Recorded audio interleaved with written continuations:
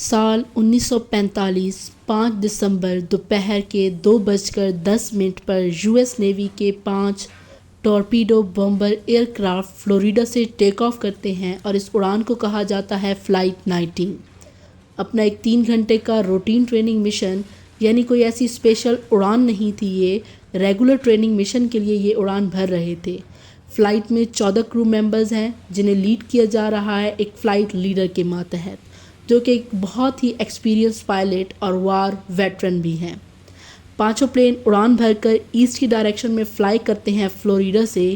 سب کچھ نارمل ہے، موسم بالکل صاف ہے، لیکن اڑان بھرنے کے تقریباً 2 گھنٹے بعد ان کے اسکواڈرن لیڈر رپورٹ کرتے ہیں کہ اچانک سے ان کے کمپس میں کوئی پرابلم آ رہی ہے۔ ان کا کمپس کام کرنا بند کر دیتا ہے۔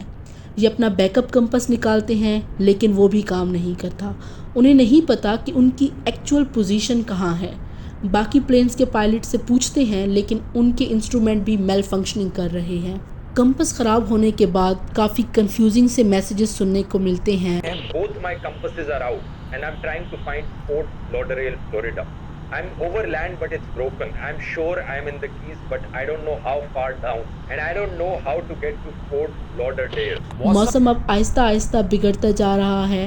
شام کے 4:56 ٹیلر کو لگتا ہے کہ ان کے پلینز گلف آف میکسیکو کے بالکل اوپر ہیں، اس لیے اب ان کو ایسٹ کی ڈائریکشن میں اڑنا ہوگا تاکہ فلوریڈا واپس جایا جا سکے۔ اس لیے وہ اپنے باقی پلینز کو کمانڈ دیتے ہیں کہ ایسٹ کی ڈائریکشن میں فلائی کریں، لیکن کچھ کرو ممبرز کو لگتا ہے کہ وہ آلریڈی ایسٹ میں ہے اور ان کو ویسٹ کی ڈائریکشن میں فلائی کرنا چاہیے۔ اس آرڈر کے بعد ان میں سے ایک پلین سے ریڈیو ٹرانسمیشن سننے کو ملتا ہے، Damn it, if we could just fly west, we would get home. Head west, damn it. لیکن موسم بگڑتا جا رہا ہے، سورج ڈوب جاتا ہے اور اندھیرا ہو جاتا ہے۔ اس وقت مانا جاتا ہے کہ یہ پلینز ایکچولی میں 370 کلومیٹر ایسٹ میں تھے فلوریڈا کے۔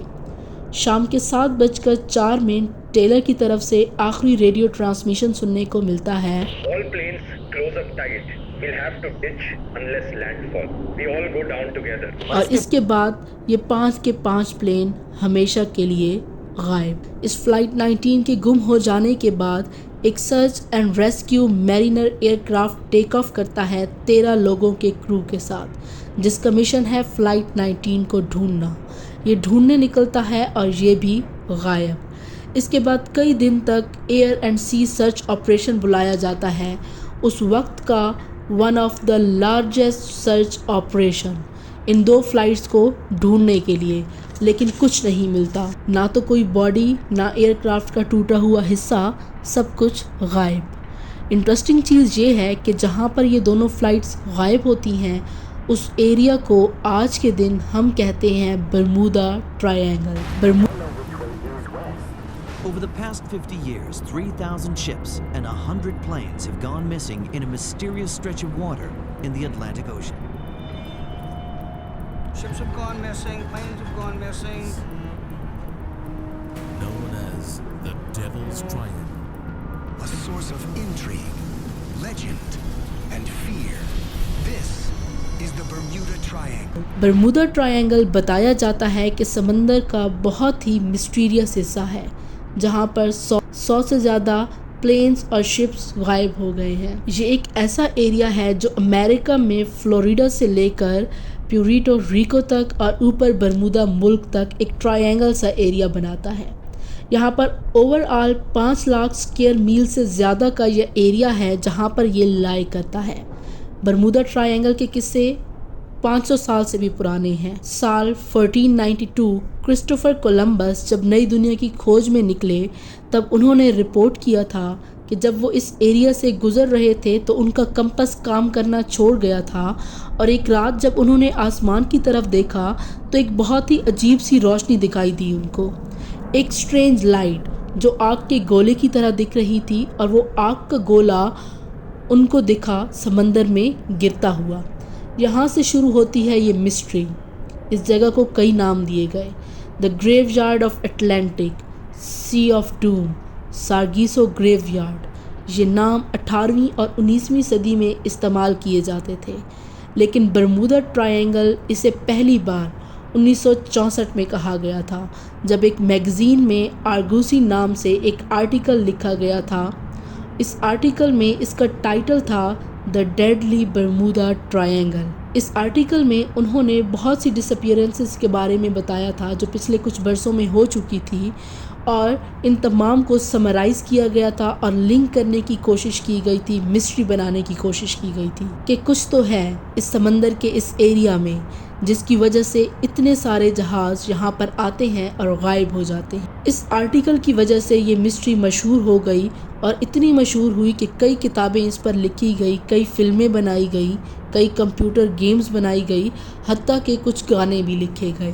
سال 1918 میں ایک بھیانک واقعہ ہوا تھا USS سائیکلوپس جہاز کے ساتھ۔ یہ اس وقت کا US نیوی کا سب سے بڑا اور تیز جہاز تھا۔ یہ ٹروپس کو اور کول کو ٹرانسپورٹ کرنے کے لیے استعمال ہوتا تھا۔ 4 مارچ 1918 میں 306 لوگ بیٹھے تھے اس USS سائیکلوپس میں۔ یہ جہاز بالٹیمور سے روانہ ہوا تھا برازیل کی طرف۔ لوگوں کے علاوہ اس جہاز میں 11,000 ٹن مینگنیز بھی موجود تھا۔ یہ سفر تقریباً 9 دن میں ختم ہونا تھا۔ جاتے وقت اس جہاز سے میسج آیا ویدر از فیئر آل ویل، اور یہ آخری میسج تھا اس شپ کی طرف سے، اور اچانک سے یہ غائب ہو گیا۔ اس نے سب کو چونکا کر رکھ دیا کہ US نیوی کا سب سے بڑا جہاز کیسے اچانک سے غائب ہو سکتا ہے۔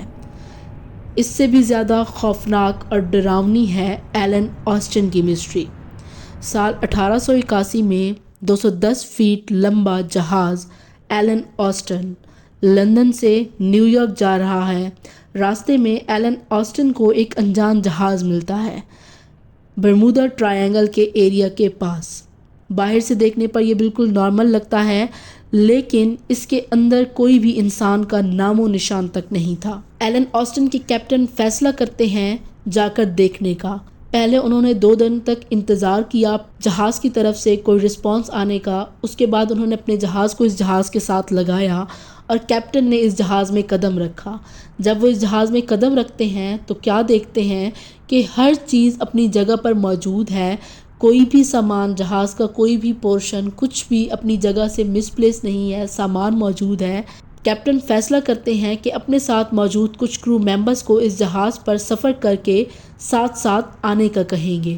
2 دن تک دونوں جہاز ساتھ ساتھ آرام سے آگے بڑھتے ہیں، لیکن پھر طوفان آ جاتا ہے اور یہ جہاز پھر سے غائب ہو جاتا ہے۔ کیپٹن اس جہاز کو ڈھونڈنے کی کوشش کرتے ہیں اور اپنے گلاس اسپائی سے یہ جہاز ان کو دکھ بھی جاتا ہے۔ جب وہ اس جہاز کے قریب پہنچتے ہیں تو پتہ لگتا ہے کہ اس میں پھر سے کوئی انسان نہیں ہے۔ کرو ممبرز جو آسٹن سے اس پر گئے تھے وہ بھی غائب۔ کہاں گئے، کیا ہوا ان کے ساتھ، کچھ نہیں پتا۔ کیپٹن نے دوبارہ اس جہاز کو اپنے ساتھ لانے کی کوشش کی، مگر پھر وہی ہوا جو پہلے ہوا تھا۔ ایلن آسٹن جب اپنے سفر سے واپس آیا تو اس کے کیپٹن نے جہاز کے آنر کو ہونے والی تمام کہانی کے بارے میں بتایا۔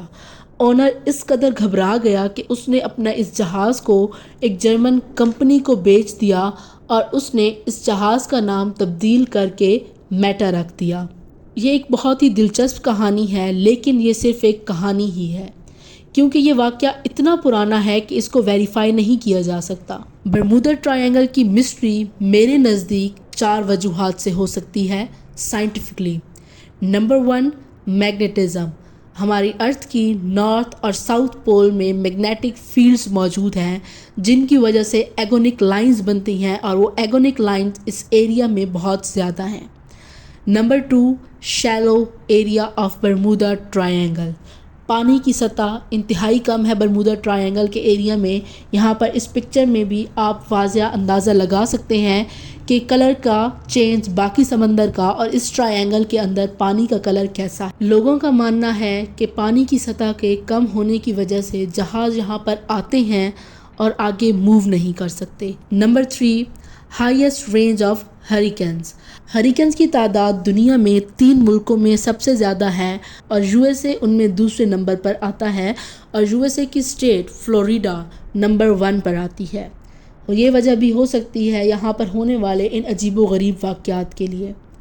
چوتھی وجہ ہے میتھین ہائیڈریٹ، آسٹریلیا کے ایک سائنٹسٹ نے لیبارٹریکل ایکسپیریمنٹ کنڈکٹ کیے تھے جس میں انہوں نے دکھایا تھا کہ جب میتھین کے ببلز پانی میں ایک لمٹ سے زیادہ ہو جاتے ہیں تو پانی کی ڈینسٹی کم ہو جاتی ہے، جس کی وجہ سے جہاز اپنی بائنسی کو مینٹین نہیں کر پاتا اور جہاز ڈوب جاتا ہے۔ حتمی وجہ آج تک معلوم نہیں ہو سکی۔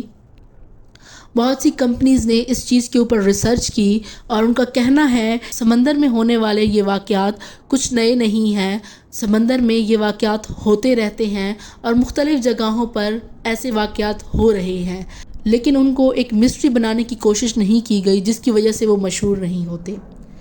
کرسٹوفر کولمبس کی بات کی جائے تو اس نے جو آسمان میں روشنی دیکھی تھی، سائنٹیفکلی اس کا جواب دیا جا سکتا ہے کہ وہ کوئی ایسٹرائڈز یا میٹرائڈز ہو سکتے ہیں جو جب ارتھ کی طرف موو کرتے ہیں تو اپنے آپ کو کمپلیٹلی برن اپ کر لیتے ہیں، جلا لیتے ہیں اور پارٹیکلز میں کنورٹ ہو جاتے ہیں۔ ہو سکتا ہے اس نے ایسٹرائڈز کو دیکھا ہو، لیکن کیونکہ اس وقت اتنا زیادہ ایسٹرونومی کے بارے میں پڑھا نہیں گیا تھا تو یہ وجہ اس وقت سامنے رکھی نہیں گئی تھی۔ میرے نزدیک برمودا ٹرائینگل میں ہونے والی مسٹری میگنیٹک لائنز کی وجہ سے ہو سکتی ہیں، ایگونک لائنز کی وجہ سے ہو سکتی ہیں۔ آپ اس بارے میں کیا کہتے ہیں؟ کمنٹ سیکشن میں کمنٹ کر کے مجھے ضرور بتائیے گا، اور میری ویڈیو کیسی لگی یہ بھی بتائیے گا۔